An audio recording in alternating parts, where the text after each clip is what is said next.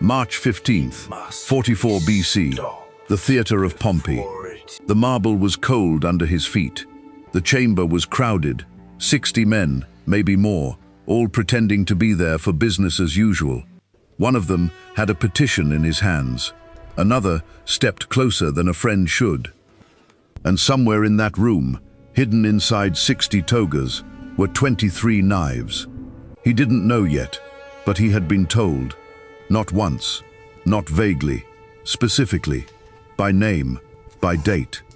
And he walked into that room anyway. His name was Gaius Julius Caesar. And in the next few minutes, the most powerful man in the ancient world would be stabbed 23 times by men he called friends in a killing he could have prevented. Today we go inside the warning Caesar ignored, the reason he ignored it, and the 15 minutes that ended the Roman Republic and began the Roman Empire. To understand why Caesar walked into that room, you first have to understand what kind of man he had become. By 44 BC, Caesar was not just powerful.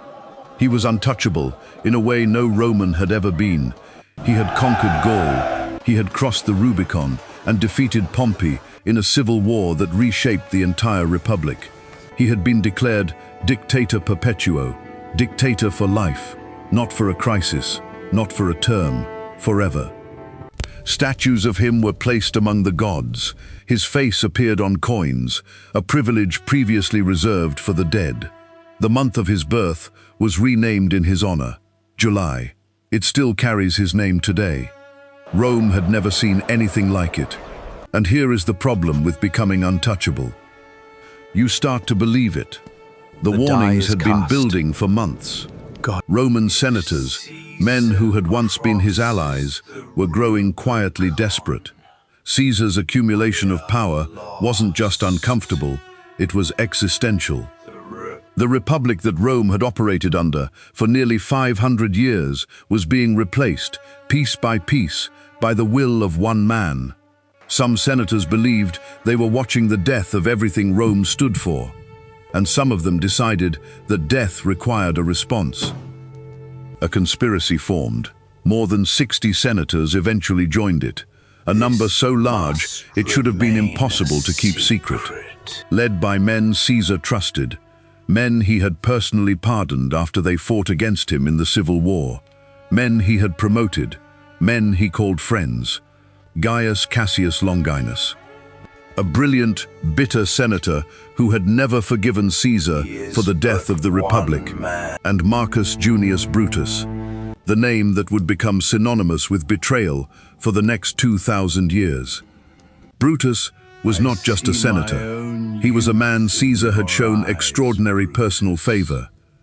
Some ancient sources even suggested Caesar may have believed Brutus was his son through a long affair with Brutus's mother, Servilia.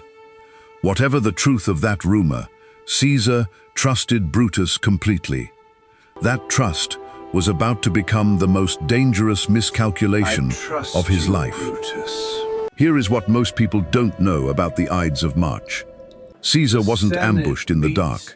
He had specific warnings, plural, in the days leading up to March 15th. A seer named Caesar, Spurina beware had warned him the weeks Ides of earlier. March. According to ancient sources, Spurina told Caesar directly that danger would come to him no later than the Ides of March. Caesar knew the exact date. On the morning of the assassination itself, as he was walking toward the Senate, Caesar reportedly saw Spurina again and joked with him. The Ides of March have come. Spurina's response has echoed through history for 2,000 years. Yes, they have come, but they have not yet gone. That was warning number one, and Caesar laughed it off.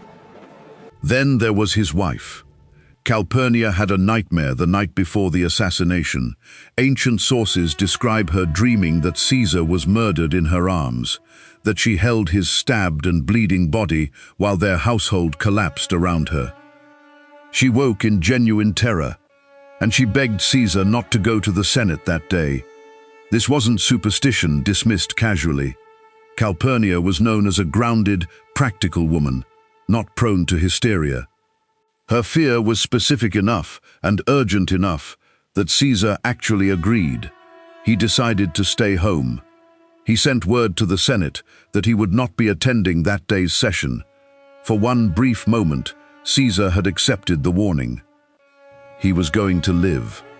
And then Decimus Brutus arrived. Not Marcus Brutus, a different conspirator, Decimus Junius Brutus Albinus, another man Caesar trusted deeply, another man Caesar had personally promoted. Decimus came to Caesar's house that morning specifically to change his mind. He mocked the idea of cancelling because of a dream. He reminded Caesar that the Senate was waiting to offer him something significant that day, reportedly the title of king over Rome's territories outside Italy. He appealed to Caesar's pride, his sense of duty, his unwillingness to appear weak or superstitious in front of the entire Senate. And it worked. Caesar reversed his decision. He got up. He dressed. He walked to the theater of Pompey, where the Senate was meeting that day, with Decimus Brutus at his side. The man leading him into the trap was one of the men who had built it. There was one more warning, the most specific one of all. A man named Artemidorus, a Greek teacher who had learned the details of the plot, wrote everything down. Every conspirator's name, the exact plan. He prepared a scroll and positioned himself along Caesar's route to the Senate, specifically to hand it to him personally. He succeeded. He pushed through the crowd. He reached Caesar.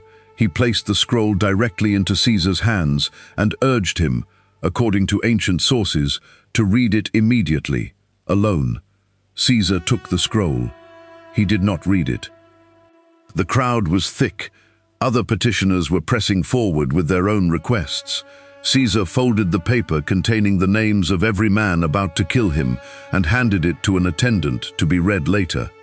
It was found on his body afterward, unopened. He walked into the theater of Pompey. The Senate rose as he entered, the normal show of respect for the most powerful man in Rome. He took his seat, and the conspirators moved into position. Lucius Tillius Cimber approached first, with a petition requesting Caesar recall his exiled brother. This was the plan. A pretext, a reason to get close. Caesar declined the request. Cimber grabbed Caesar's toga and pulled it down from his neck, the signal. Publius Servilius Casca struck first, a glancing blow to the neck. Caesar turned, grabbed Casca's arm, and reportedly shouted in Greek, "Casca, you villain, what are you doing?" But Casca's brother struck next.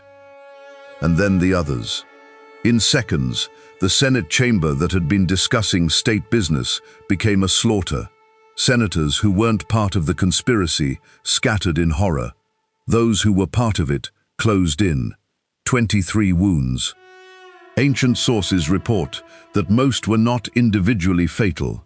The conspirators, in their panic and adrenaline, were striking wildly, some even wounding each other in the chaos of the attack. But one wound mattered more than the others.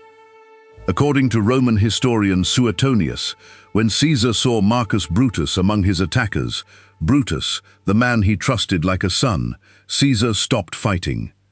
He is said to have spoken one final phrase, "Kai su, teknon," you too, child. He pulled his toga over his face, so that even in death he would fall with dignity, and collapsed at the base of a statue of Pompey, his former rival, killed in the very building built by the man he had defeated in civil war. Here is the part of this story that almost nobody talks about. The conspirators believed they were saving the Republic. They believed that by killing Caesar, they were removing a tyrant and restoring the 500-year-old system of shared governance that Rome had always operated under. They were catastrophically wrong. Caesar's death didn't restore the Republic. It destroyed what remained of it completely. Without Caesar, Rome descended into a new round of civil wars, chaos that lasted more than a decade. Caesar's adopted heir, a young man named Octavian, eventually emerged victorious over every rival, including many of the conspirators themselves. And in 27 BC, less than 2 decades after the assassination, Octavian became Augustus, the first Roman emperor. The Republic the conspirators killed Caesar to save was gone forever. In its place stood something far more absolute than anything Caesar himself had ever claimed. They killed the man. They created the empire. So what was Caesar's fatal mistake? It wasn't underestimating Brutus.